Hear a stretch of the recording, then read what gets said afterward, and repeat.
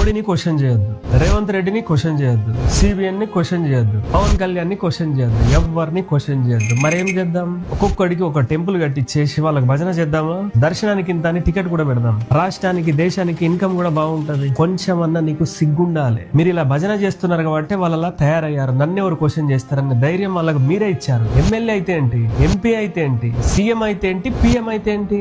రాజకీయాల్లోకి వస్తే వాళ్ళకి ఏమైనా కొమ్ములు వస్తాయా? ఒక్కటి గుర్తుపెట్టుకో, వాళ్ళు మన సర్వెంట్స్. మనం వాళ్ళకి పని చేయడానికి కాదు, వాళ్ళు మన కోసం పని చేయాలి. వాళ్ళు మనకి ఊరికే చేయట్లేదు, దానికోసం మనం వాళ్ళకి సాలరీ కూడా ఇస్తున్నాం. సరిగ్గా పని చేయకపోతే బరబ్బరి క్వశ్చన్ చేస్తాం. ఇచ్చిన హామీలు నెరవేర్చకపోతే నడి రోడ్ మీద నిలబెడతాం. 146 కోట్ల మంది జీవితాలు వాళ్ళ చేతుల్లో పెట్టాం. కులాల మీద, మతాల మీద టైం పాస్ రాజకీయాలు చేయడానికి కాదు. నీకు చేతనైతే వాళ్ళతో పని చేయించుకో, నీ హక్కులు అడుగు, నీ భవిష్యత్తు కోసం నిలబడు, లేకపోతే మూసుకొని కూర్చో. కానీ ఒకటి మాత్రం గుర్తుపెట్టుకో, క్వశ్చన్ చేసే వాళ్ళని డిస్టర్బ్ చేయకు. నువ్వు అమ్ముడు పోయావు ఎలాగూ, అందరినీ ఇలాగ అమ్ముడు పోరు కదా. ఓటు వేసేటప్పుడు లేని భయం, క్వశ్చన్ చేసేటప్పుడు ఎందుకు? ఇది డెమోక్రసీ. ఇక్కడ ఓటరే కింగ్. ఇది గుర్తుపెట్టుకో.